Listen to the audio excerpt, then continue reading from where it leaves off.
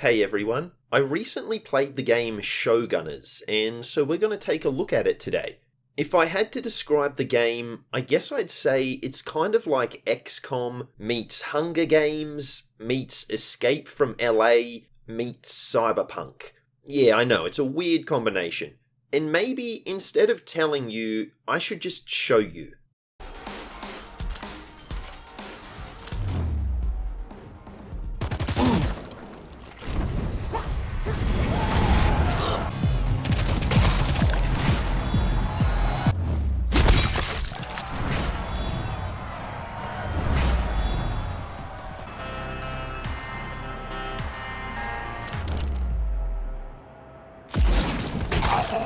She puts him down!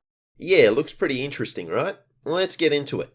Showgunners takes place in a futuristic hellscape of a city that has been purchased by the producers of a TV show named Homicidal All-Stars. And within this city, contestants literally fight to the death for fame and cash. And millions of bloodthirsty fans cheer them on as they do it. But there's no time for introductions as the game immediately starts us off as Scarlet, who is already competing in this insanity. Scarlet here is our protagonist, and she's what's known as a challenger. These are people who volunteer to be on the show. Now, why on earth would you do that? Well, maybe you're desperate for money. Maybe you're a psychopath. Or maybe there's another reason. I guess we'll find out. In our first battle, Scarlet gets jumped by two defenders. Now, defenders are convicted criminals who can choose to appear on the show instead of being in prison. The job of the challengers is to survive. The job of the defenders is to make sure the challengers don't survive. It's a pretty cool premise. So this battle serves as the tutorial, and all the usual mechanics are here. The battlefield is broken into a grid of square units. Each soldier on the battlefield has two actions. They can hide behind cover to make themselves harder to hit. We can shoot, overwatch, melee, use items like grenades, and we'll learn some cool special abilities along the way. Pretty much all the usual stuff XCOM fans would expect. And one thing I really like about this game is that the entire time we have an announcer giving us commentary as we slaughter our way through the game. Waiting for an opportunity. There's the katana! And she botches the shots! So much for that scum! Ooh, he's looking unsteady on his feet now. Tybalt's decoy sets the stage for some major confusion.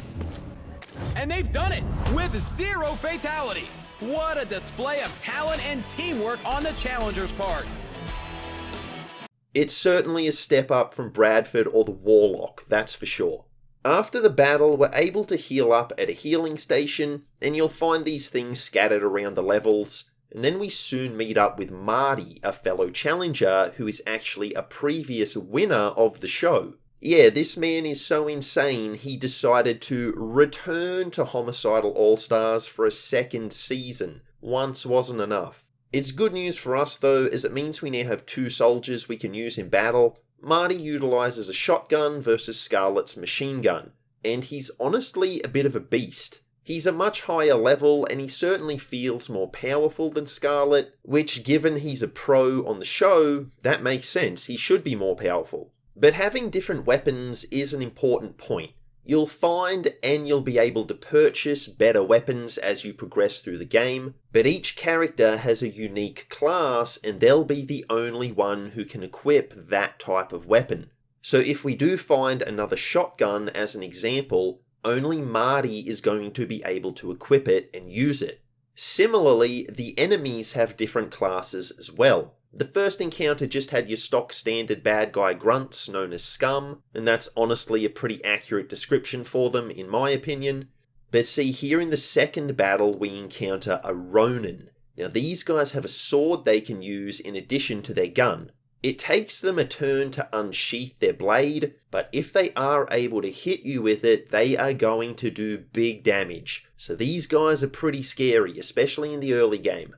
In addition to enemy types, we have Mr. Ford here. He's the show's director and will occasionally throw in what's called a plot twist to make the battle more exciting to the viewers. And when I say more exciting to the viewers, I mean more deadly for us, of course.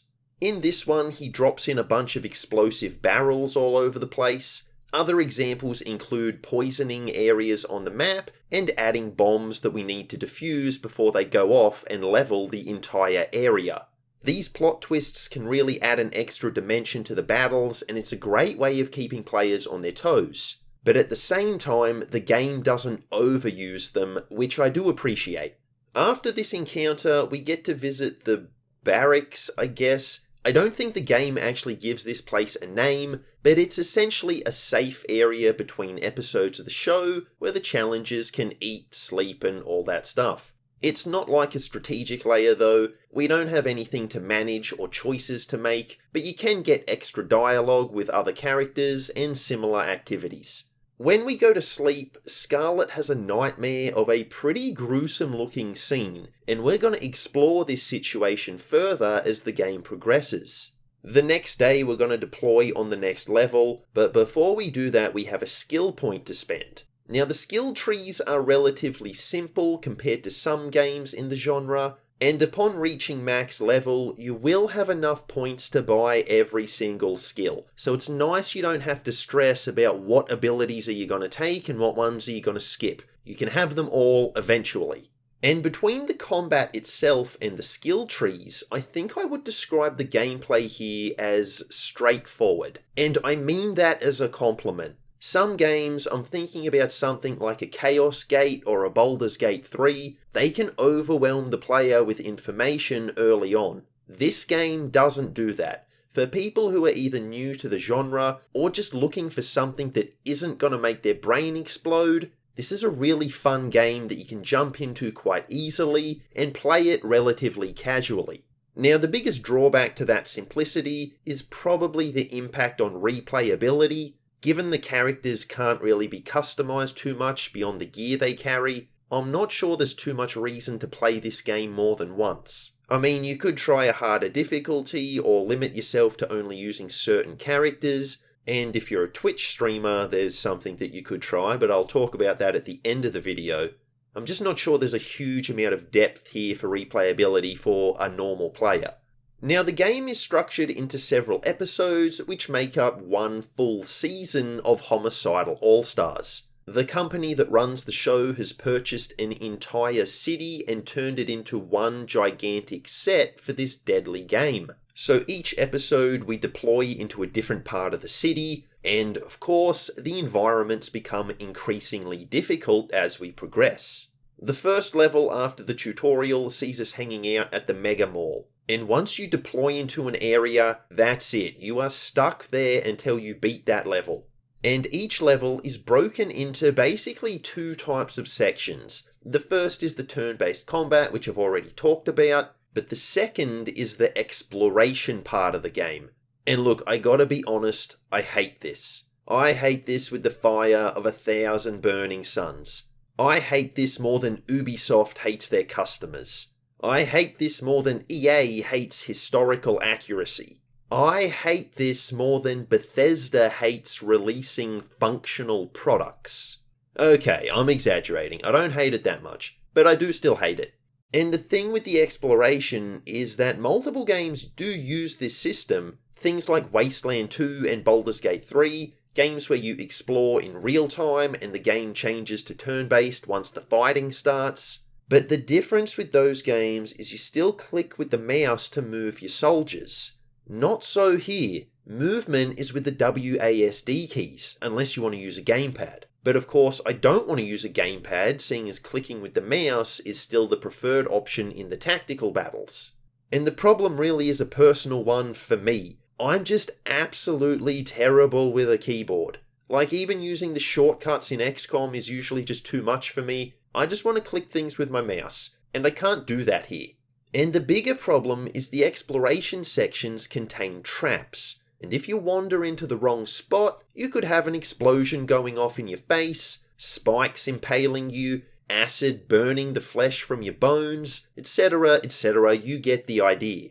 And it was actually giving me Midnight Suns vibes for a little bit, where the combat is really fun, but the rest of the game really isn't fun at all. Now, don't get me wrong when I make that comparison. Unlike Midnight Slop, this game is actually good. It is really good despite its flaws. But all that being said, yeah, initially I did have really mixed feelings. Whenever I was in combat, I was having a blast. Whenever I was exploring, I just wanted things to end. And the problem is the traps that you're going to encounter are often hiding cool loot. Things like more powerful guns, which you'll absolutely want so the enemies don't start outpacing you. Not to mention many traps will block your progress, and the only way to advance in the game is to go through them. So you are going to be forced to deal with the traps. And let me tell you, I got a game over to the traps way more often than losing battles. We're talking several magnitudes of difference. In fact, I hardly lost any battles. I was playing on normal difficulty, but I can probably count on one hand the number of battles that I had to restart. But the traps, man, I died to those dozens of times. Now don't get me wrong, I know the game can't just be battles 100% of the time. You want to have some downtime to allow the player to de-stress and relax a bit and just enjoy the atmosphere and the story. But the contrast here is just so extreme, it really is quite jarring. Like, for example, would you rather be doing this?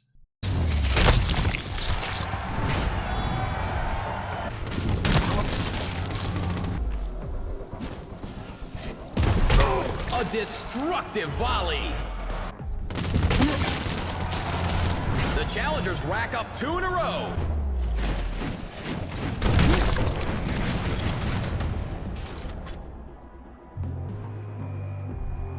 Or this. So much for that bomb!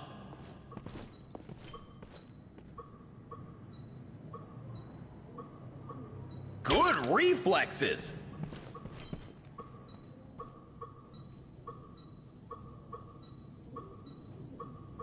Steady hands! Yeah, one certainly looks more exciting than the other, doesn't it? Now, to me, it felt like the exploration sections were a chore that I just had to do in order to receive my reward of playing the combat scenarios. And that's not a great sign. Ideally, you want the whole game to be fun, not half the game. And as far as the exploration goes, the levels are quite linear, but there are plenty of secret and optional paths you'll find as you explore. And these usually house loot or even extra battles that you can engage in to get cool items or even just some extra XP. And while you're exploring, you can also talk to fans. Yeah, there's real life fans wanting to see the show up close and live. It doesn't sound very safe to me, entering a literal battlefield, but hey, consumers gonna consume, I guess.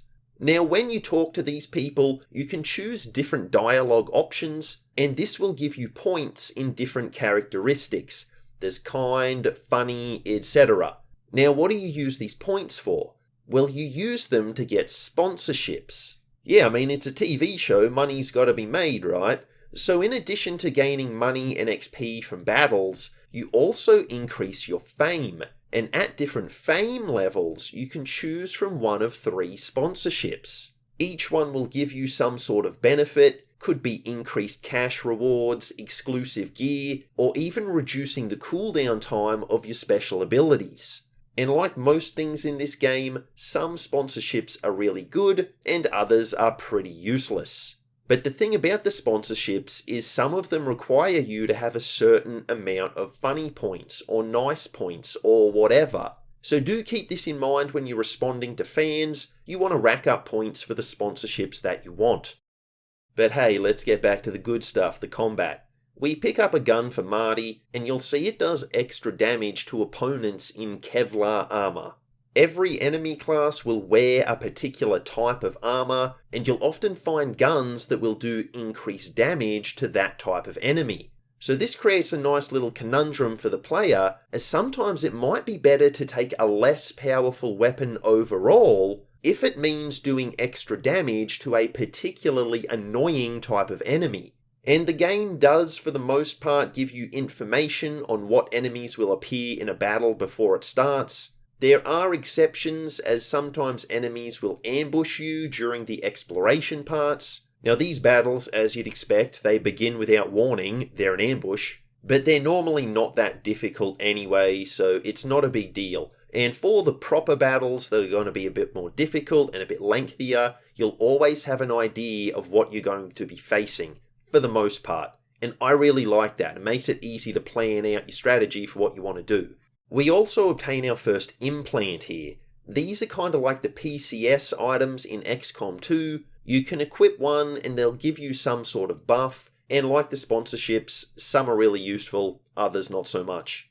Now, I'm not going to give play-by-play for every battle in the game. One, because it would be boring and the video would be way too long, and two, because you might want to play the game yourself, so I want to leave some surprises. And trust me, this game has plenty of surprises. But what I will say is that all of the battles are handcrafted as the devs described them. So that means no random battles or maps like XCOM 2. And the game does a good job at mixing up the fights. I did find myself feeling like they were getting repetitive once or twice during the game, but pretty much right after this happened, the game would throw something at me to mix things up. A new enemy type, a new playable character, things like that to keep it fresh. The game is well paced. And here's a good example. This mission is really interesting. There's trains speeding by, and if you get caught on the tracks when one comes past, yeah, it's pretty cool. And scary. Now reinforcements are spawning behind us, so we need to move across those tracks. But we have Scum and Ronan waiting for us on the other side to turn us into Swiss cheese once we do cross. So it's a really cool scenario. We're damned if we do, damned if we don't. Also, I should mention here, and you might have picked up on it already, but this game is brutally violent. Like, you can turn guys into literal pieces. I'm hoping this doesn't affect my monetization. If it does, I'll upload an uncensored version to the Patreon page. Only $3 a month. Join today. And more to this point, the animations and attacks feel really satisfying. We've often got action cam activating to make things more cinematic. The animations are really brutal. The guns sound impactful. This game pleases the senses. And I think sometimes we overlook that in turn-based games, or at least I do. Some games have really fun gameplay, but the graphics and animations are pretty basic. Not so here. Given this game was made by a small studio, Showgunners really punches above its weight in its presentation. And as far as glitches go, I only had one time I had to reload the game because it soft-locked, otherwise it ran perfectly. Artistically and technically, this game is really well done. Now each level will climax with a final battle. The game will warn you when you're about to enter this final showdown, and you'll be told how many optional battles, loot crates, and fans you've obtained out of the level's total. So you can go backtracking if you want to find all the secrets, and this is your last opportunity to do so. Once you beat a level, you cannot go back to it. And each final mission usually introduces a new enemy type, like this guy, the Fume, and these things are super annoying. They create a cloud of smoke around themselves, which means most of your units won't be able to target them with guns unless they get in really close range. Yep, I still worked that one in there. I'm happy with that. So anyway, what I ended up doing here was just hiding and setting up Overwatch traps. The enemies keep coming into the room that we're camping in, and we just keep slaughtering them.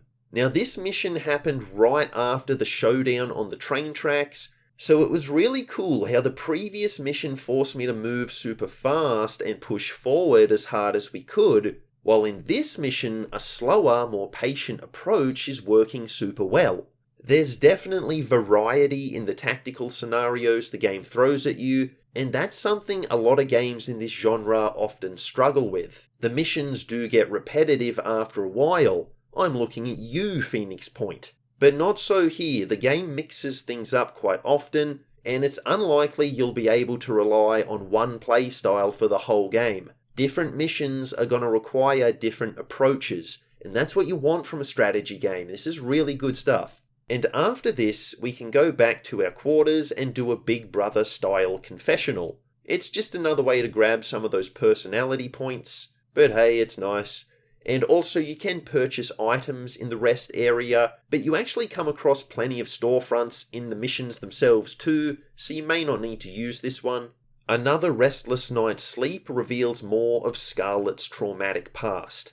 And needless to say, spoilers are coming here, so turn away now if you want to discover the plot for yourself, but for the rest of us, we're gonna jump into it. And it turns out those people who met a most gruesome end in our previous flashback, they were actually Scarlett's family, and the man who did it to them is this monster, Ulysses Derrick. Episode 2 sees us entering the abandoned housing block, and almost immediately upon arriving here, we get ambushed by Ulysses himself, and he stomps Marty's head into paste. Well, that escalated quickly. Now Scarlett does the sensible thing and runs away as fast as she can. So it looks like we're going solo for the next little while, and not having Marty and his shotgun definitely leaves us in a much more vulnerable position. But soon enough we encounter another challenger named Tybalt. He's got twin submachine guns, which looks really cool, and his eye implants allow him to see fuse enemies even when they're in smoke, and that's really helpful. He also has some really cool, sneaky abilities. When we level him up, he can get access to this game's version of a mimic beacon, but he actually starts with an ability that's actually better than the mimic beacon, and that's body swap. He takes on the appearance of an enemy unit and makes that enemy look like him. They swap bodies. And the result of this is the other defenders will ignore Tybalt and attack their own ally instead. Now, they're not guaranteed to attack their own guy, they might go after someone else in your party instead, but it does happen pretty often, especially if you're sensible with how you use the skill. And yeah, essentially this allows us to turn one of the bad guys into a living mimic beacon. And so then you're probably asking, why would you use the regular mimic beacon? And the answer is, these are all special abilities, so they have a cooldown, but beyond that, we can use them as much as we want. So you can use body swap one turn, and then use the mimic beacon the next turn. Now body swap only lasts for 2 turns, but man is it sweet. Of course, the trade-off to all these awesome abilities Tybalt has means that he doesn't have the raw damage output of Marty or even Scarlett, and his health is pretty low too, so he's more of a trickster or a disruptor than a direct fighter. But look, I do have to mention the pacing of the story here. We went from learning about Ulysses' existence to encountering him on the battlefield, having him murder our buddy, and then meeting a new character to replace our buddy, and all of this happened within a matter of minutes.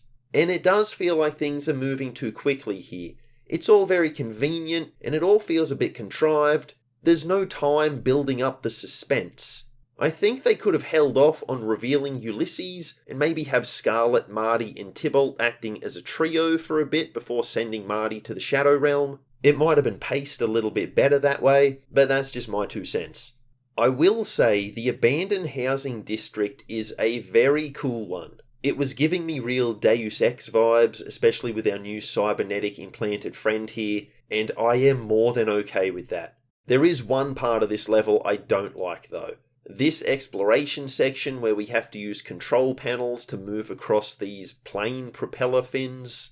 Steam will shoot at you while you're stuck on the propeller, so you have to time it properly, and again using the keyboard, I just found this so difficult. Once we make it through that nonsense, the final mission of episode 2 awaits us, and I honestly found this mission significantly easier than the previous puzzle. As far as mission objectives go, most of the time it's just about eliminating all the enemies, but there's often sub-objectives as well, like having to defuse explosives or make it to a certain area in a certain amount of time. Nothing crazy, but it's enjoyable. And with episode 2 down, you know the drill, another night, another flashback, and here we learn Ulysses, instead of being sent to prison for his crimes, was employed on Homicidal All-Stars by Mr. Ford. And Ulysses has actually become really popular with the audience, turning him into a huge celebrity.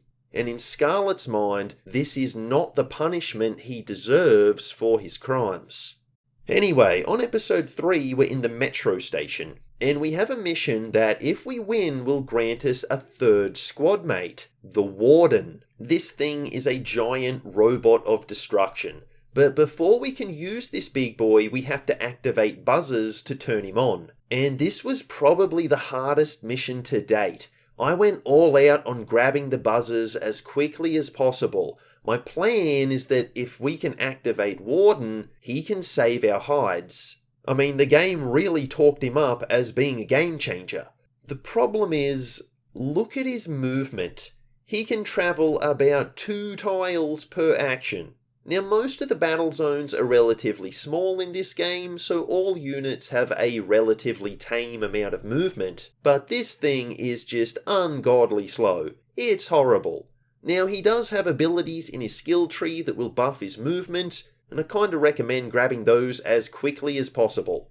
Now, thankfully, what he lacks in mobility, he makes up for in HP. He's got 55 health, which is a good size better than Scarlet's 32. So right now, he's the tank. Now, Scarlet seems to keep whatever HP she has at the end of the battle, so if she goes down to 10 HP during the fight, that's what she's going to have when the fight's over. Normally, there's a healing station nearby that you can use to top up HP, and they are free to use. But the other characters like Tybalt and Warden, they seem to just magically restore all their HP once the encounter is over. Maybe they get healed as well from the healing station, we just don't see it. I don't know. Anyway, the point is, our bulky boy here, he can absorb a lot of damage. I got a little sidetracked there, sorry.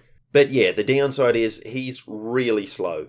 And our issue is that he's a fair distance from the rest of our team, so Scarlet and Tybalt do end up getting a bit bogged down with enemies. And you'll see here one of the bad guys completely ignores our meme beacon, so yeah, they're not as good as XCOM ones, but is anything as good as an XCOM meme beacon? The good part about this game's meme beacon is I think it's only a 4-turn cooldown, so we can use them a lot. And we do end up winning this battle. Now, on the exploration side, Warden won't follow us, but we can deploy him in any non-ambush battles from now on. And 3 is the magic number in this game. We're not going to be able to deploy more soldiers than that at a time until much later on. I do need to mention this fight as well. The objective is just to survive for 10 turns. You don't actually need to defeat all the enemies, and that's pretty rare. And my good people, I had 1 scum left on the last turn. If I had been able to take this cringe lord down, we would have actually defeated all the bad guys. Instead, we merely survived for the 10 turns. I had actually lost track of the turn timer. I could have taken multiple shots at this guy, but I stupidly chose to reload instead. This was such a bad play, and my disappointment was immense here. In the final metro station mission, we encounter this guy, the Ogre. They have even more HP than our robot boy, plus there's the Muertas. I'm sure I'm butchering the pronunciation there. I'm really sorry to the people who speak Spanish. Anyway, these things can deploy healing grenades, and the Ogres, when they get to low enough health, will spend their turn regenerating HP. So between these two things, these big boys can be quite dangerous, and it is actually possible to get caught in a scenario where they're going to be healing more health per turn than what we can inflict on them damage-wise. Now, we will increase our damage output later in the game to overcome this problem, but for right now, these big guys are really scary. So whenever they show up, at least early on, it's probably a good idea to have one person with a gun that inflicts bonus damage on them. You're probably gonna need it. So it is a difficult encounter, but once again, we do pull out the victory. And back at the base, we can actually talk to other characters, like I mentioned before, and Tybalt and Scarlet here seem to not have a lot of trust in each other. And the game kind of implies that it's unusual for challengers to team up, like it doesn't happen that often. At one point we get told the show's executives are making up rules on the fly because our group of allies has grown so big. That won't happen till we recruit some more characters though. But see, my question is, why? Why wouldn't the challengers work together? There's no rule that only one person can win. There's no scenario where the challengers have to fight each other. The whole point of the game show is essentially a team battle, defenders versus challengers. A challenger doesn't get any reward for taking out another challenger. And since the defenders are clearly working together, why wouldn't every single challenger on the show join forces to create their own militia type of force? It would increase their odds of survival astronomically. But no, we have to not trust each other because that adds tension to the story, I guess. It kind of reminds me of It, Chapter 2, when one of the characters pretty much just flat out says, "We need to split up because the movie will be scarier that way." I don't understand this. Maybe all the winners have to split the prize money, so winning on your own means more cash for you? That could be a reason why the challengers don't want to cooperate. I'm not really sure. Anyway, we get some backstory about Tybalt here, and I gotta say, his voice acting is awesome. But there's a lot you don't know. My charge was stealing funds from the police department. What? That's, what, 2 years? Maybe less? Why would you come on this show instead of... Because I wouldn't have lasted 2 weeks inside. You see, I was a CI. An informant? You can say it. A rat. With my holograms, it was pretty easy for me to mix in wherever I needed to. He's just so suave and cool. Now, not to say the other voice actors are bad, they're not at all, but Tybalt just stood out to me. And the audio in general in this game is fantastic. I love the music.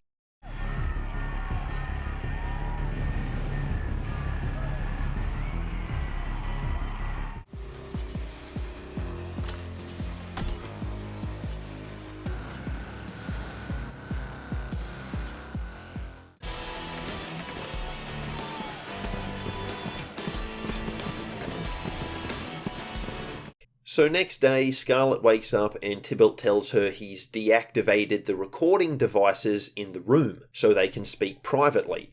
Scarlet shares the rest of her backstory, that she was never a bounty hunter as she claimed, she was actually a police officer, and her real name is Maria.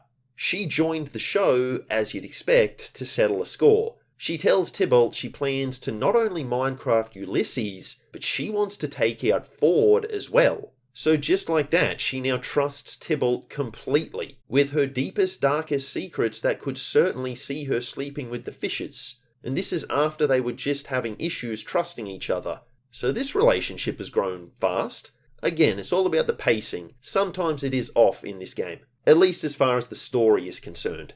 Alright, next up is the Industrial Zone. And as awesome as Tybalt has been up until now, he becomes even better here.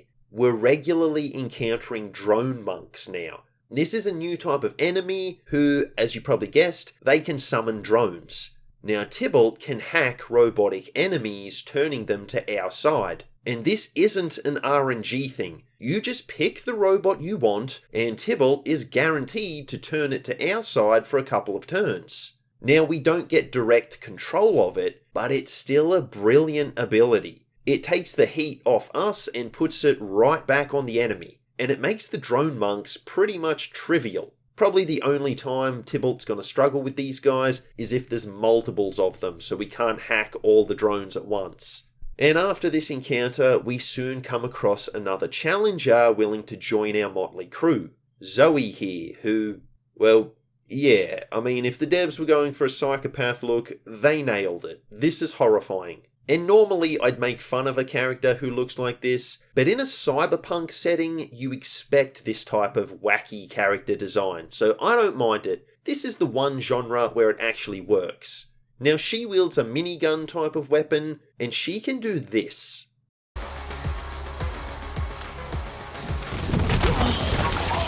Back-to-back kills for the challengers.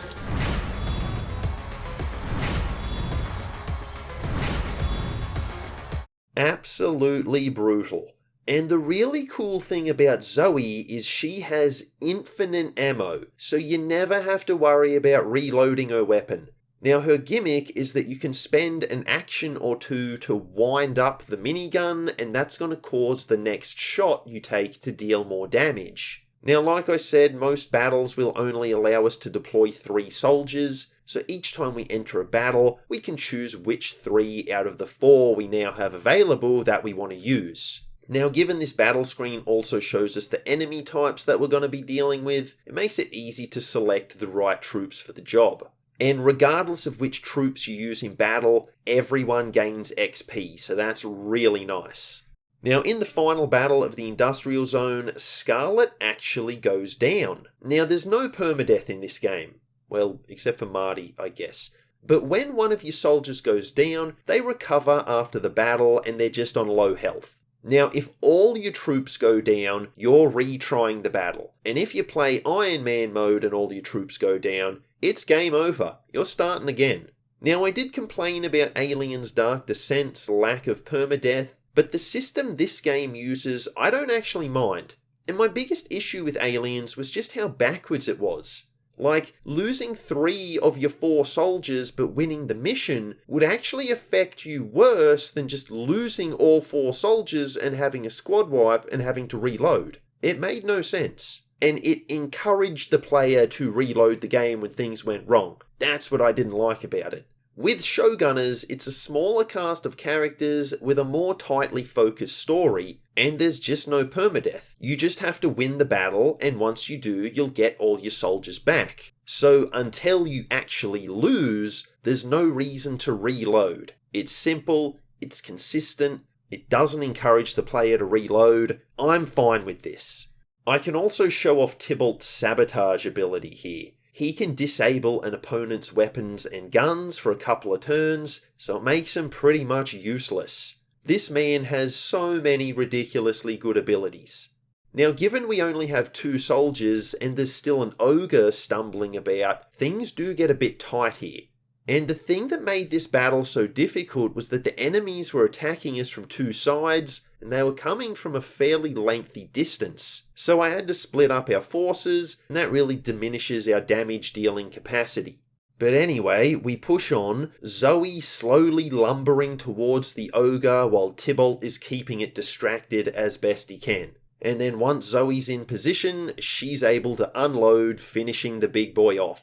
Now, the story has been intriguing up until now, even though I don't think it's been told in a perfect way, but things do slow down a bit here. We're not getting any daily flashbacks anymore, Tybalt is on board with Scarlet's revenge plan, so now we really just have to survive long enough to reach the season finale and get our showdown with Ulysses. Before the next level, I spend a bit of time on Scarlet's ability tree. See, Tybalt is all about shutting enemies down, Warden is a good tank, Zoe can deal big damage, but I haven't really found a good role for Scarlet. She has her machine gun and does have some decent abilities, like she's got one that makes her immune to all gunfire for a turn, that's really cool, but she doesn't really excel at anything in particular like the other characters do. So it's here I pick up the Berserk ability. This gives her a free action once per turn upon eliminating an enemy with a melee attack. In addition, we pick up a new sponsorship that gives us an exclusive implant for Scarlet. Now this gives several nice buffs, but one of them is +6 damage to her melee attacks. And with this implant, her melee attacks are doing almost the same amount of damage as her rifle. And we still have a couple of perks in the ability tree that are going to increase her melee damage even further once we get them.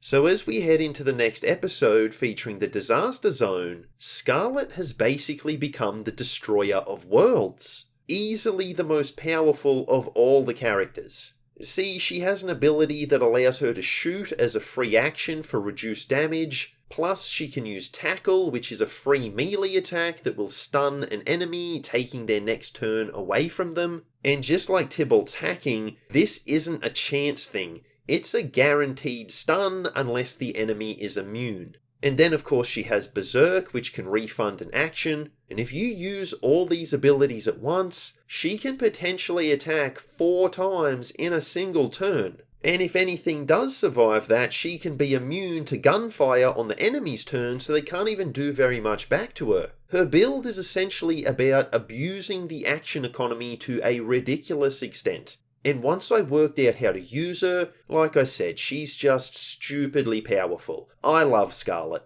As we progress deeper into the Disaster Zone, we're met with this game's version of a Purifier. the appropriately named Fire Starter. Except they're like purifiers on performance-enhancing substances, I guess. They are big, bulky boys, and they have a huge amount of HP. And their aesthetic actually reminds me of those fire guys in the first Division game. Anyone remember that? Man, that game was so much better than the sequel. Whatever. Now, using something like a stun or a sabotage is pretty much essential on these guys. We're not going to be able to take them out in one turn at this stage. And did I mention they're guaranteed to explode when you finish them off? And they leave behind a gigantic fire AoE when they do. And damage over time effects are pretty brutal in this game. I think fire damage takes away about 9 HP every turn. It's a significant amount of damage. I do love the aesthetic of the Disaster Zone too. We get up in some really high, visually pleasing areas, running around old highways, and even though I'm really over the traps by this stage, navigating an environment that's this nice to look at certainly helps make the exploration sections a bit more tolerable. We come across a new potential recruit in Phantom. Now, she does have some stealth abilities, but the real selling point for me is her sniper rifle. This gives us something we haven't really had up until now, long-range support. And picking off Ronin units from across the map before they can even think about hitting you with their sword is just so satisfying. Now, Phantom tells us she can't join our team because she has her own team of challengers she's running with. We offer to help her find her teammates who have been separated, and at this point she says if we need her help during a battle, she'll be there. So she just told us she can't join our team while joining our team. And why wouldn't both our teams just join forces and have a really big team? I still don't understand this. So we soon come across one of her teammates, Marcus. He informs us the rest of their team has been Martified, as it were. So yeah, they're not going to be joining us anytime soon. And Marcus here is actually the final soldier we can recruit. He wields a grenade launcher and, as you'd expect, specializes in dealing AoE damage. He can also deploy smoke grenades to grant us cover, and they can even heal us as well. But I will be honest, initially I didn't find Marcus all that useful. It's probably a matter of the helpfulness of AoE damage being fairly situational, but yeah, I'll take Phantom over Marcus any day of the week. So with the rest of their team wiped out, the duo officially join our ranks and our party is now complete. Time for the final Disaster Zone mission. I go with Scarlet, Tybalt and Phantom, and this mission is wild. Our old buddy Ford decides he's going to flood the arena with poison gas in one of his plot twists. Now initially it does 5 HP of damage, only to us of course. The defenders are all wearing gas masks, I guess. I don't know, they're immune anyway, that's the point. Now 5 HP isn't too bad, we can live with that, but the damage is going to increase every turn. Like here you can see the damage increases to 8 HP. Thankfully by hitting buzzers on the field we can reduce the damage to 0. However, then we get the most ridiculous plot twist of the whole game. Apparently Ford doesn't like us shutting off his poison, so he decides he's going to pump even more into the area. And so now, every turn, we're going to lose...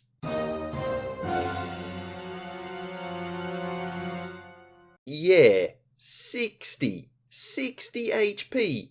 Our highest HP soldier here is Scarlet, and she only has 40. So this dude Ford is going to one-shot our whole squad. Now I think Warden is immune to poison, so in theory he could survive if he was here, but short of that, this mission is unwinnable apparently. So I just continue the turn. I'm assuming something is going to happen to prevent an instant game over. And sure enough, that is exactly what happens. Ford gets hit with his own plot twist when the show's executives interrupt, telling Ford he's gone too far, and the challenges must be designed in a way to give the contestants at least a chance of victory. See, the executives are not happy with how Marty went out. The ratings have apparently dipped since our boy got Shadow Realmed. So Ford seems to be in some hot water with his superiors, and that's great news for us as the executives reset the poison damage back to 5. So we've still got a fighting chance just like they want. And this is actually a really cool moment. even from beyond the grave, Marty is still helping us out, like he's watching over us. I really like this. We battle our way through the stage, and Tybalt does actually go down, and honestly, this was kind of BS to be honest. See, I had equipped him with this item called a Reanimator. It's supposed to serve a bit like a sustaining sphere in XCOM 2. When the unit would otherwise fall to 0 HP, the Reanimator is supposed to kick in and revive them with a small amount of health. So it sounds pretty cool, right? Especially when you've only got 3 soldiers, keeping them going for as long as possible. That's going to be helpful. Well, you want to see this thing in action? And Tybalt goes down! Yeah, it does nothing. I have no idea why this thing didn't work. Does it not work on fire damage? Is it just broken full stop? I have no idea. But either way, this reanimated device sucks. Now, despite this nonsense, Scarlet is pretty much the destroyer of multiverses by this point, so we still pull out the victory, but Tybalt going down here did really annoy me. That shouldn't have happened. Now, back at the base, Tybalt has concerns about some of the other teammates. Apparently, in previous seasons, it's pretty common for challengers to turn on each other, and even though I complained about it before, the more I think about this, the more it actually makes sense. Like, the challengers have volunteered to be on this show. It's not like they were forced against their will. So, there's a good chance most of them are probably completely insane, and you probably shouldn't trust them. Alright, so the final episode before Ulysses. This is the Amber Harbour. I guess it's an old docks district, but the water is now poisonous, so that's just great. I do want to talk about Warden here though. See, most of his guns up until now have had a range of around 6 tiles, so he's been pretty focused on Close range. But now I've found this gun for him that has a range of 20 tiles. Now it does do a bit less damage than some of the other guns I've found for him, but that range is insane. It's over 3 times as much. And if he is in close with an enemy, he does have a powerful melee attack by this point, so he can just use that. So I ended up keeping this gun on him. The extra range I think just gives us some really great options that we otherwise don't have. And on this one, he does serve as basically a sniper. I position him on some high ground and he just stands there gunning down the bad guys, one after the other. The only time he stops is when I want to use his missile strike ability instead.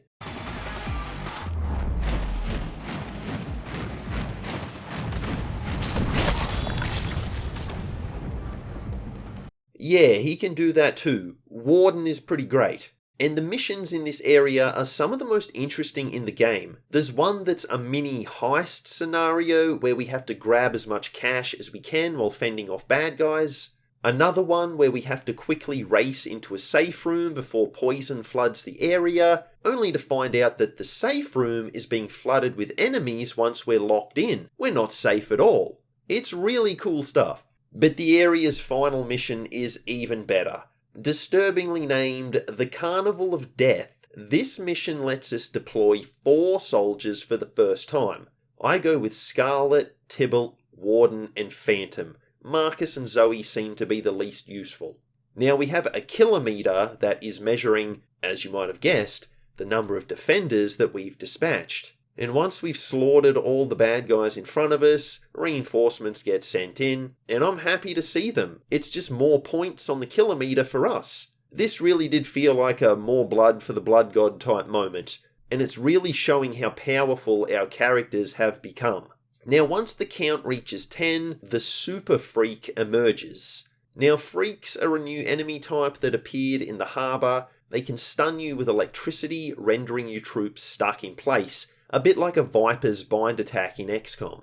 Now the Super Freak is a boss version of this new enemy type. He's got a lot of health, and I would really rather not find out how bad his abilities are if I have the choice. So the good news is we've covered the area he and his henchmen emerge from with fire, so they're immediately taking damage over time. And what's even better is Tybalt's body swap ability. We can swap with the fire starter that's right next to the Super Freak. Now the boss targets the fire starter, shutting him down with the electric stun attack that I just mentioned. So this means not only can the fire starter not attack us, but neither can the Super Freak because he's locked on the electric attack. We've shut down 2 enemies for the price of 1, and this is going to allow us to focus on the retinue and take out some of the weaker opponents. And I should mention here that Phantom not only is doing huge amounts of damage with the rifle I found for her, she has an ability called Expose Weakness. This will cause any target to take plus 50% damage from all attacks for the next 2 turns. Not just Phantom's attacks, the whole squad.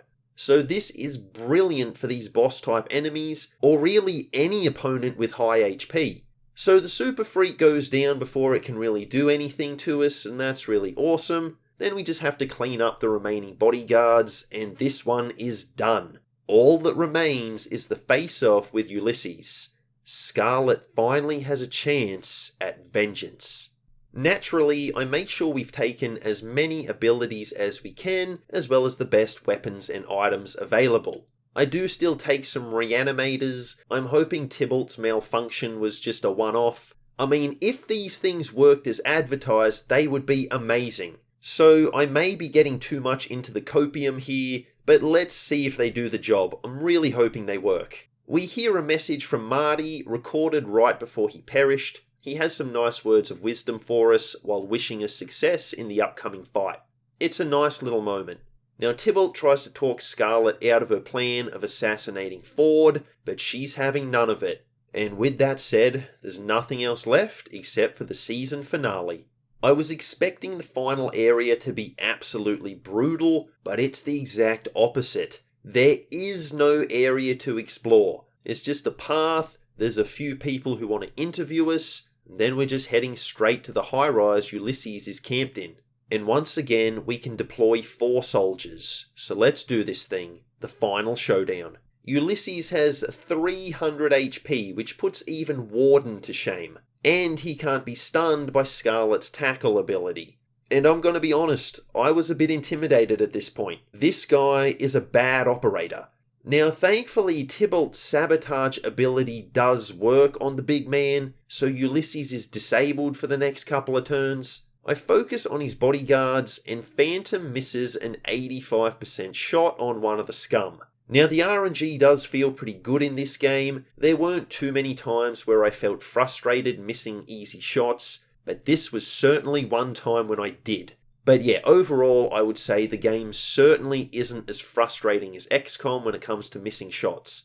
And we do start to get overwhelmed, so I decide we're going to focus on Ulysses. If we can finish him off, the other enemies should be easy enough to deal with. Unfortunately, my plan doesn't really work, as Ulysses can heal 110 HP all at once. So yeah, taking him down quickly isn't going to be an option. Warden takes big damage from a couple of scum, Phantom eats a flamethrower barrage from a fire starter. Now I actually gave Phantom an implant that makes her immune to fire damage, and that's why I wasn't really worried about the fire starter. But you can see here, she still takes plenty of damage from this attack. So what's the deal?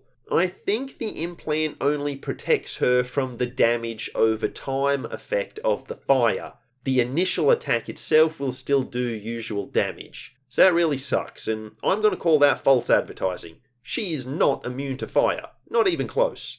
Anyway, I decide we need to change our strategy and take out the underlings. Ulysses is just too bulky, and we're taking too much damage. So we change up our attacks, we focus on the lesser enemies, and it is quite satisfying. Having Phantom ragdoll a guy from across the map, and then having Warden literally punch a guy's head clean off. I mentioned this game was violent, right? Once we reduce Ulysses' HP enough, he actually runs away. Yeah, this beast of a man is scared of us. As he should be. So he retreats to the balcony where he heals HP and brings in some reinforcements. And while this is kind of bad, the fact he spent his turn retreating means that he didn't spend it attacking us. So that part's good at least. Thanks to our unhittable ability, we can run Scarlet out into the open and have her stand there as bait, but Ulysses doesn't take it. He doesn't actually shoot at her, he goes into Overwatch instead, and he has multi-Overwatch, which is a horrifying prospect. Now, this was a really smart strategy of his to not waste his shot, but he did go into Overwatch last turn as well, when he could have just taken a normal shot at us. So I don't know if this was like a 4D chess move where he was smart enough to know he wouldn't be able to hit Scarlet anyway, so he didn't bother shooting, or if he just goes into Overwatch most of the time regardless. Who can say? Either way, well played in this scenario, Ulysses. But here's the thing, it actually doesn't matter, because Tybalt's sabotage is off cooldown, so we can shut the big man down all over again. We've just bought ourselves 2 more turns of safety. Those Overwatch shots are not going to hit us, so now's the time to start closing the distance.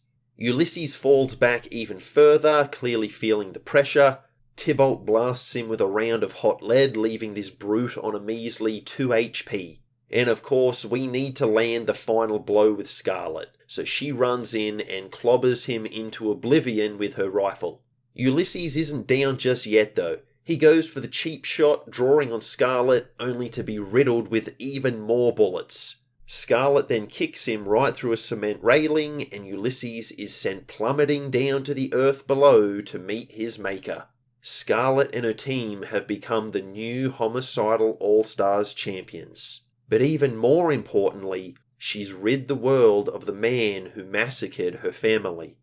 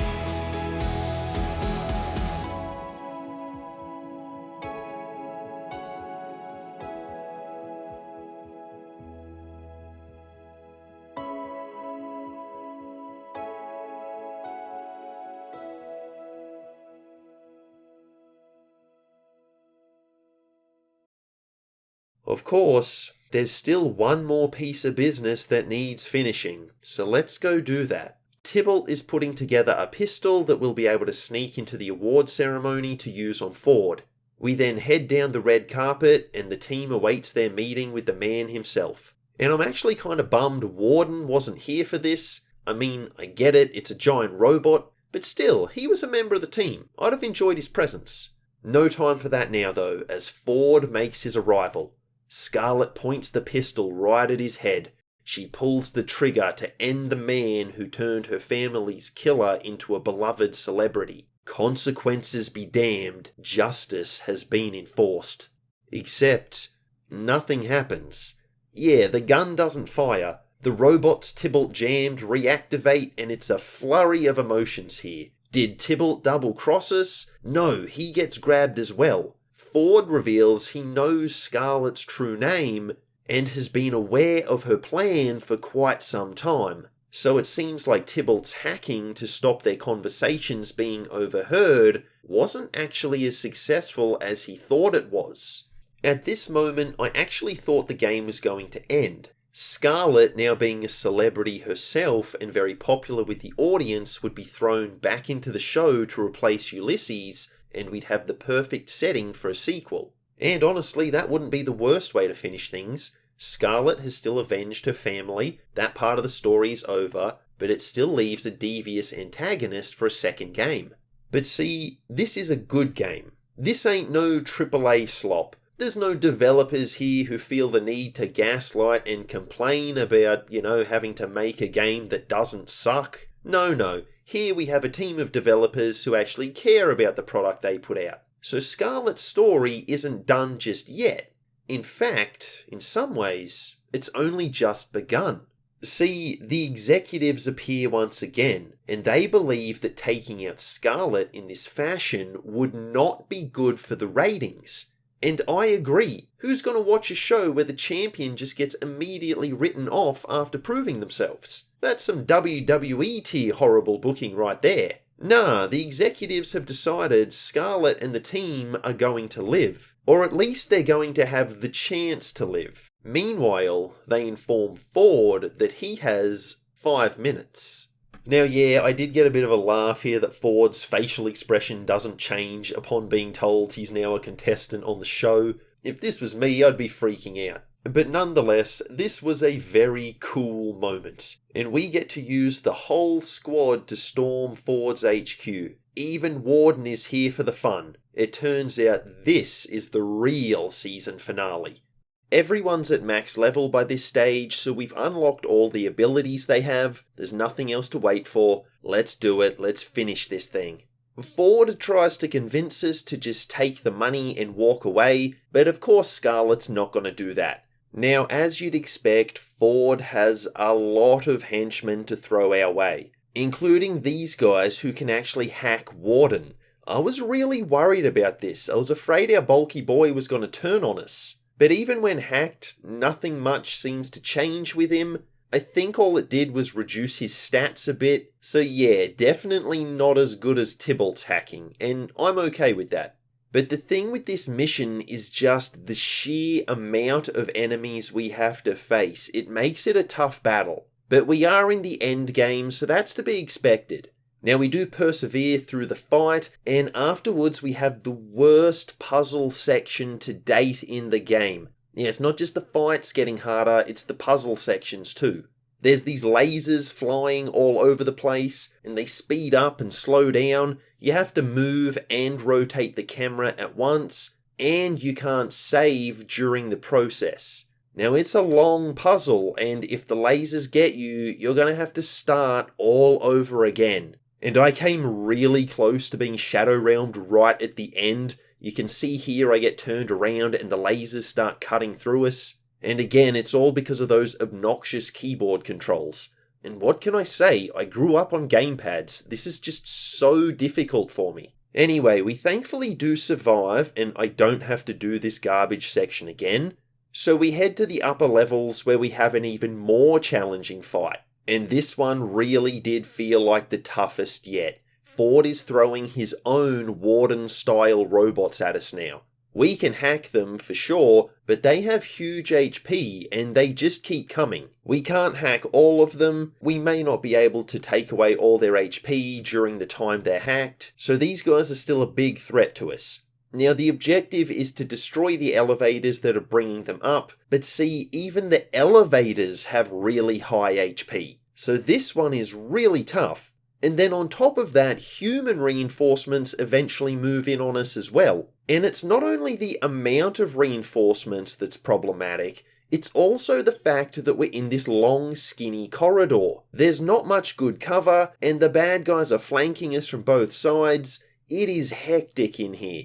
And you can see here one of the Omega guys actually hacks Scarlet. Now, how the heck does that work? She's organic. So yeah, I don't really understand the enemy hacking ability, and if they've used it on me multiple times and I'm not even sure what it's doing, I'm gonna say it's a fairly trash ability. These guys could probably use a buff. So despite the difficulty, we once again persevere, and we're outside Ford's chambers. The game's set to end. We've got this. At least until we get a real-life plot twist. See, just as we're about to go into his office and finally finish this nightmare once and for all, Phantom, who used to work for Ford, reveals to us she knows where we could get some nice gear that might make the final fight a bit easier. The catch is that the gear is going to be well guarded. So we're left with a choice. Do we go and assault Ford now, or do we go and grab some extra loot which might make the final battle a bit easier? And the game actually asks if I want to play the DLC missions at this juncture. Yeah, the devs released DLC, and I believe it was free. So if you buy the game, I'm pretty sure you get this too. Double check that for yourself, of course. But yeah, the point is, we've got a bunch more missions to play. So get comfy, make yourself a snack or a warm beverage if you need it, because this video ain't done just yet. We begin the DLC by entering the augmentation chambers. Now this is the place defenders train, and I guess where they receive the physical enhancements that they usually have. Now the objective starts off simple enough, just massacre the defenders. And by this stage in the game, I've become pretty good at that, if I do say so myself. So I don't think this objective is going to be a problem for us. But of course, as is usually the case with this game, we soon get a plot twist. See, the reinforcements are just going to keep coming, presumably forever. So we need to hit some switches in order to start the decontamination process. This is going to cut off those reinforcements. And one big problem we have in this mission is that once again, the cover we have absolutely sucks. It's mostly just pillars which only offer protection from one direction. Meanwhile, we have bad guys spawning around us from 3 different directions. You can do the maths there, it's not good for us. So I end up using Phantom's invisibility skill. This, as you might guess, turns her invisible, meaning enemies won't even notice her for 3 turns. I think it will end early if she attacks though. But for as long as she doesn't attack, yeah, she's invisible. So she can race forward to one of the switches while the rest of the squad pushes towards the second one the old-fashioned way, by slaughtering everything between them and it. But once again, this is a tough fight. So tough that Marcus actually ends up being really useful. Haven't really done much with him up until now. But here we can use his smoke grenade to not only give us some much needed portable cover, but also heal our troops inside it as we move forward. You do want to be careful though, as I think it will heal enemies inside the smoke, not just our troops. And ironically, Scarlet actually makes it to her switch first. And this is one of those times where I can't really describe the decontamination process, I just need to show it to you. Decontamination in progress. No one's coming in from that. And the challengers double down.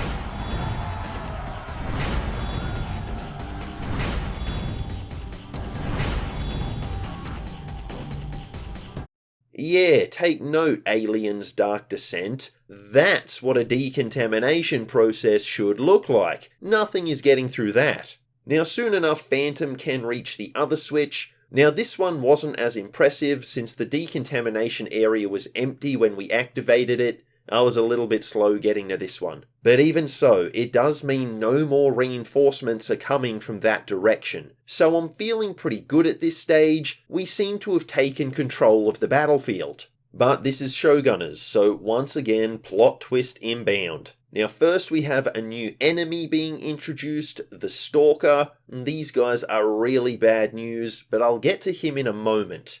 Right now, he's not even our biggest problem. Look at the amount of enemies coming in here. Yeah, this is wild, and I was feeling genuinely panicked. My stress levels were going up. I decide the only thing we can do here is fall back. We can force the enemies through the small doorways into the room we're occupying. That's going to create some natural choke points that we can hopefully use to our advantage. And I know I've said it before, but I love how this game keeps you on your toes. Like, hitting those switches required us to be super aggressive and push forward even when it meant taking damage. But within one turn, I've completely changed my playstyle and we're now tucking our tail between our legs and running for the hills. Different scenarios are going to require different strategies. It's not just one playstyle all the time, and that is really cool.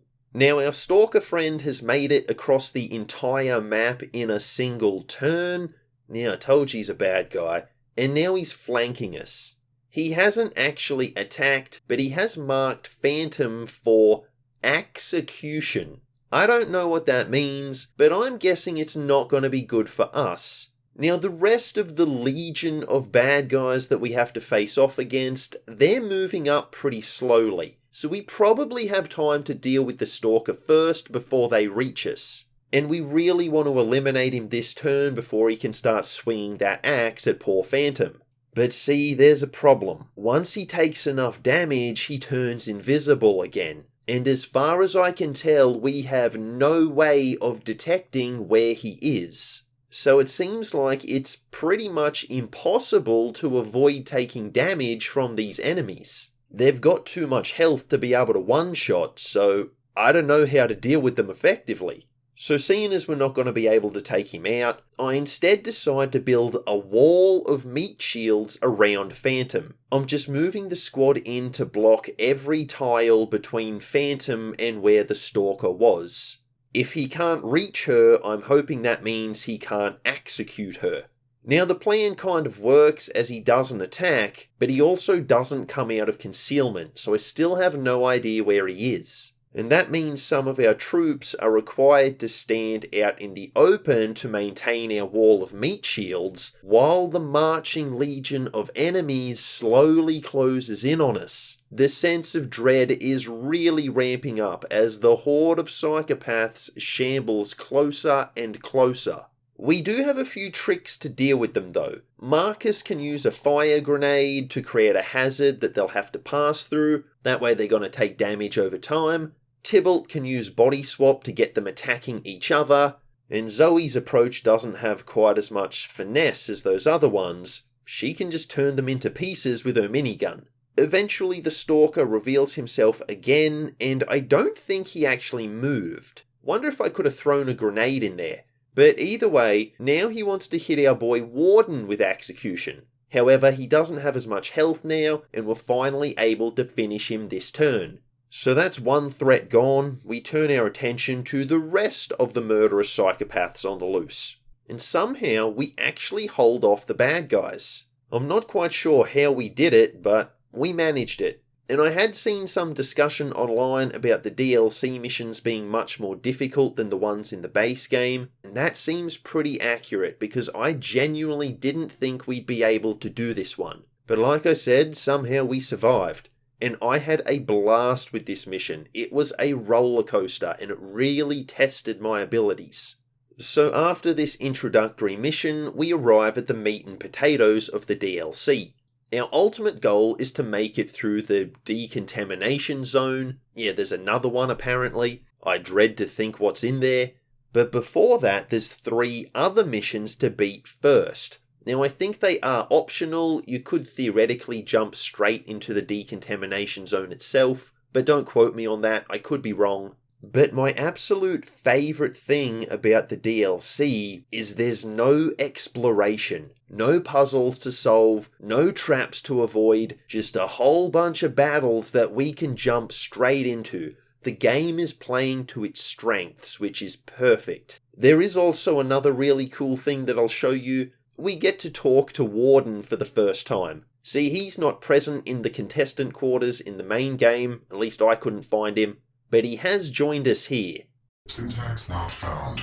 Please rephrase a query. Wise words indeed, my friend. And I can confirm, everybody, the internet was right. I know, it's shocking, but these DLCs are definitely a step above most of the main game content in terms of their difficulty. And honestly, for me, these were the most enjoyable encounters in the game. They really tested me, and some of them were looking questionable as to whether we'd even survive or not. Like this first mission, I mean, you can do them in any order, but I did this one first. The walls will regularly change. Some will disappear into the floor, and new ones will pop up. So positioning your troops effectively becomes almost impossible. The map is changing it up every turn.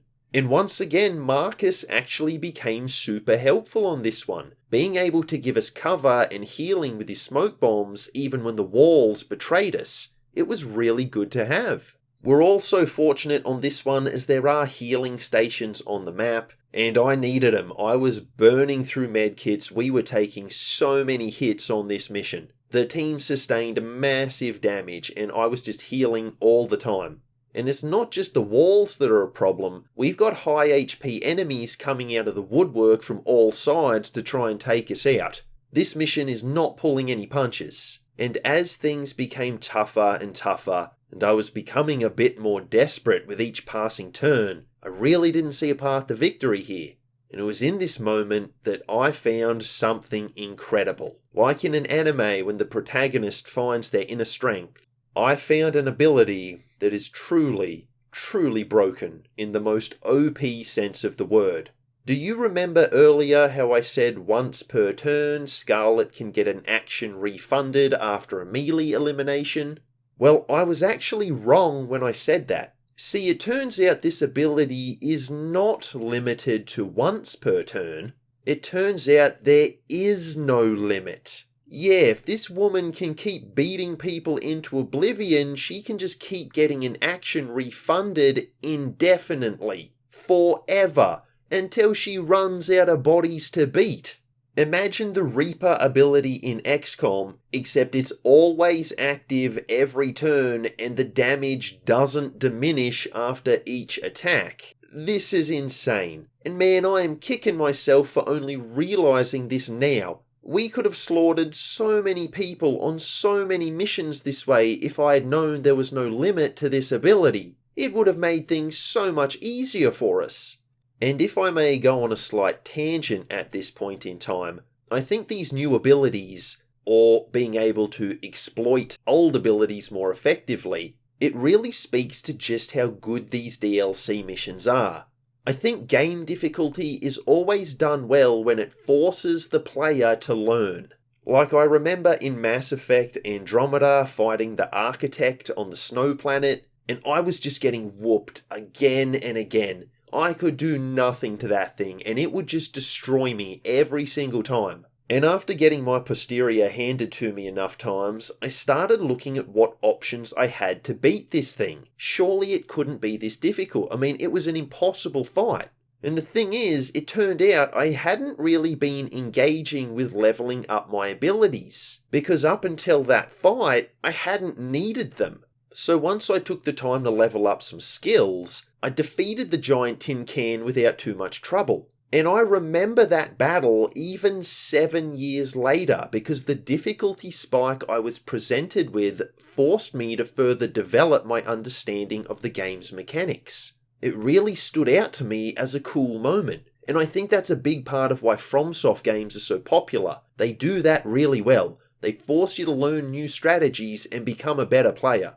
And here, Showgunners is doing the same thing with me. Scarlet's melee WMD, Marcus's smoke grenades. I'm being forced to engage with mechanics and strategies I would have otherwise ignored because if I don't, the team's not going to survive. And that's really cool. To put things into perspective, this and the previous mission took me almost 2 hours to beat all up, and I was sweating pretty much that entire time. The difficulty curve is done really well with this DLC, especially when there's no exploration and you can just have battle after battle and be pushed to your limits. It feels really challenging, but your squad is maxed out by now and you do have the tools to pick up the victory. It's just a matter of how you use them. Now, I will share my biggest criticism with the DLC. The way Phantom described it before we started, it sounded like we were going to get some really cool gear for completing these missions. I was looking forward to picking up some crazy OP weapons that we could use to stomp the bad guys. But the mission rewards are honestly a bit underwhelming. Not just a bit, they're really underwhelming. For the most part, they were weaker than the weapons that I already had equipped, so I didn't even bother using them. And that was pretty disappointing. It is a small complaint though, as the missions themselves are still really enjoyable. The next one is a different setup again. We're in this small square of death and enemies are spawning all around us. Kinda reminds me of those multiplayer horde modes like Gears of War and Mass Effect. We just need to fend off all the angry psychopaths trying to end us. No special objectives here, just destroy them before they destroy us. I didn't find this mission quite as difficult as the previous moving walls one, but it still wasn't easy. And probably the biggest challenge on this one is the fire starters. Trying to stay in cover so we don't get shot, while also staying out of their blast radius when we take them out, wasn't always easy. But once again, we do persevere. I should also mention the dialogue here you can engage in with other characters. Yeah, it's not just Warden you can talk to everybody. And it is nice that they actually reference Scarlet and Tybalt's actions at the award ceremony. It's a small touch, but it does add some immersion. It's nice to see the characters acknowledging what's happened. Now, the final of the 3, possibly, maybe optional battles is another hectic one, as you'd expect. There's a sonic weapon we need to activate. Now, the weapon is well guarded, no surprises there, so we have to shoot, bludgeon, and explode our way to the weapon. And something really annoying is that the area with the weapon is full of fumes, and getting line of sight on these guys is often a problem since they'll hide in their cloud of smoke. We didn't actually see that many fumes in the late game, so they weren't really a problem, but they have made quite the comeback here. And I honestly found the best thing to do was hit them with a melee attack. Everyone can melee in this game, thankfully. And even if the melee attack doesn't do that much damage, one hit will remove their smoke cloud, meaning someone else can then move in to capitalize and take out the fume. So we are able to activate the weapon. Anyone not inside the bunker area is about to have a very bad day. Unfortunately, we need to wait 3 turns for the device to activate. So once again, we're playing defensively, trying to keep the bad guys from entering this space. We want them outside when the weapon goes off. And by the time that happens, there's only a single enemy who gets hit by it. All the other bad guys we've either taken out ourselves, or they're inside the bunker with us. So it was kind of anticlimactic, but that's okay, we still win. And with those 3 missions down, we're ready for the decontamination zone. And it's as horrific as you probably expect it to be. Basically, the room is split up into a number of sections, and after enough turns pass, one section will close off and a laser will vaporize anyone unfortunate enough to be trapped inside. So the room is full of enemies that we have to charge headlong into, because if we try to play defensively, we're gonna get cooked. Also, we have an extra objective here that none of our squad can fall in battle. So managing health is a key priority on this one, especially when we're having to play so aggressively. And I really should expect it by now, but this plot twist genuinely caught me off guard. Just when we've made it through the lasers, and I think that we're okay, a new area opens up that's full of even more guys wanting to send us to the Shadow Realm. And we have to run right into them as well, since the lasers are still coming up behind us. Oh, and did I mention there's also enemies coming in from either side of us to flank us? Oh, and Phantom needs to make it to a container deep within enemy lines, and she only has 5 turns to do it. So yeah, very hectic indeed. Now, truth be told, the 5-turn limit isn't the worst thing. We can once again just go invisible and she can run up and grab the container. Now, apparently it contains some research she needs to help cure her partner or friend or family member of some medical condition they have. I'm not sure on the exact details because I skipped a lot of the optional dialogue during the game, but I am glad the dialogue is there. I think letting players explore a character's backstory, or not explore it, however much they want to, is good game design. The lore and the character development is there for the people who are interested, and for the people like me who just want to jump into the next fight, we can skip all of that content and play how we want to play. Neil Druckmann could learn a thing, or 7, from this approach. Now, the problem with Phantom being invisible is she's one of our best soldiers, really high accuracy, and she deals crazy damage. So with her spending multiple turns not attacking, the enemies are growing in number. And even when she does start attacking, she's really far forward. And I do have a bit of trouble moving the rest of the squad up enough to protect her effectively. And yeah, I could have fallen back with her after she grabbed the container, get her closer to our guys.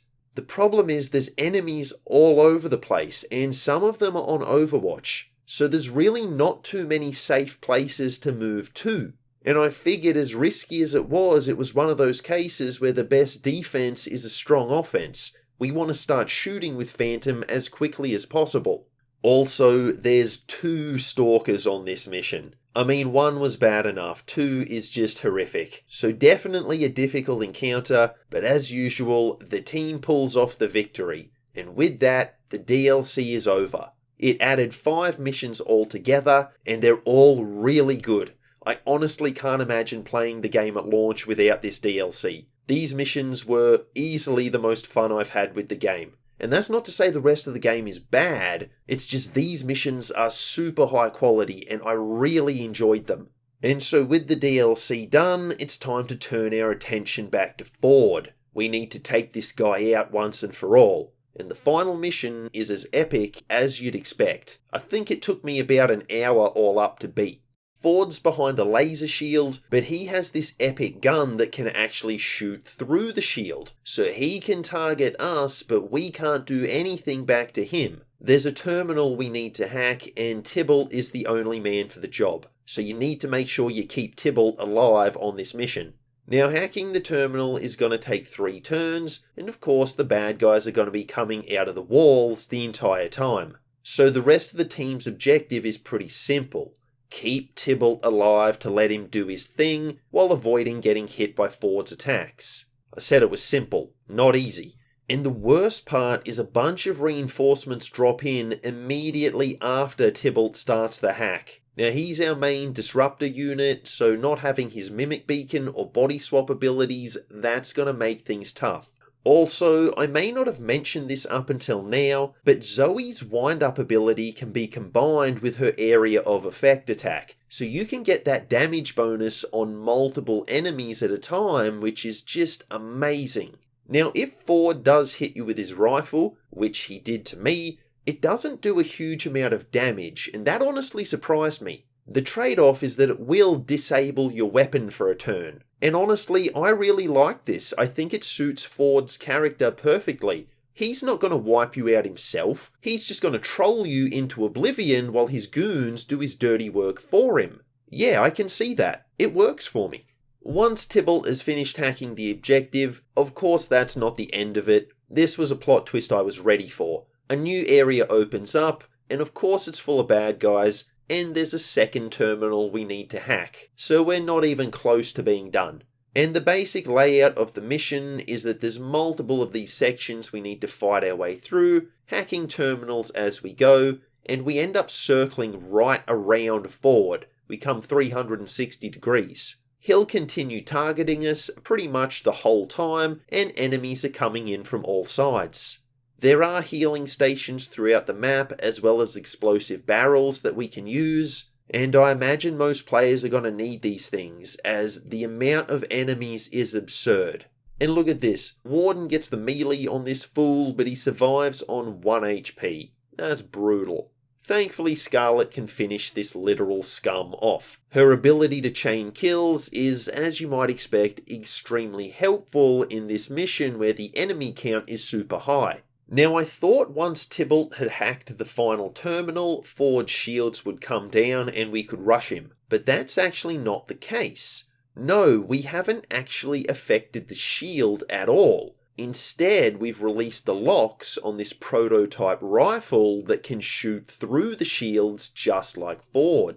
Our next objective is to equip this thing on Scarlet, and now we're finally ready to take the man down. We melee combo our way towards Ford, and I didn't actually realise this at the time, but this gun is insane. Look at the amount of damage Scarlet's new toy is going to inflict on this guard. 210 to 230 HP.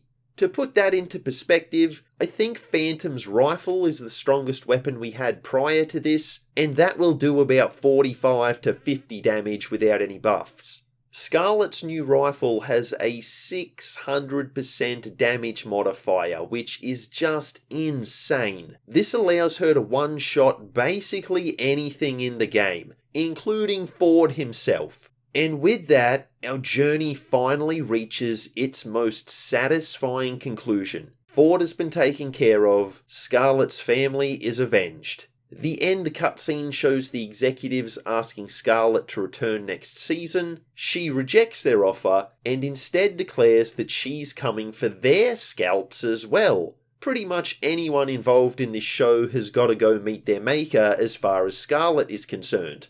And that's where the game leaves us. So definitely room for a sequel, but also a fitting conclusion to this game's story. I like it a lot.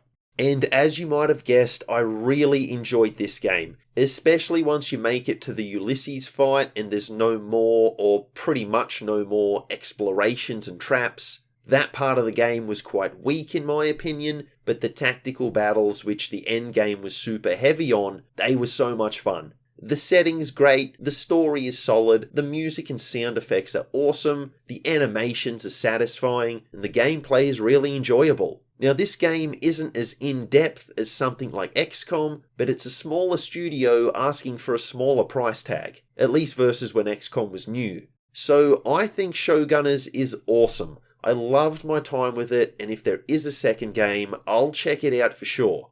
Also, I do need to note, the game does have a Twitch mode. Now, I'm not 100% how it works, but I think the idea is if I stream the game on Twitch, the audience can interact and either provide me with buffs, or troll me by spawning in extra enemies and other such shenanigans. And I reckon I can guess which option most of you guys are going to go for. So I'd be open to trying that out if people are interested. Let me know in the comments if that sounds like something that you might like. And with that, I guess my final statement on this game, it's great, really well done, and gave me the exact kind of fast-paced, hard-hitting, turn-based combat that I love. Get rid of the exploration sections, and this is one of the best turn-based combat games I've played. This was really great work, and I really liked it.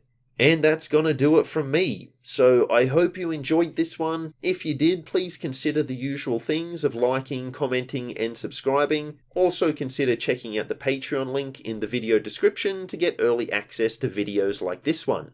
Thank you very much for watching and giving me your time, and until the next one, have a great day.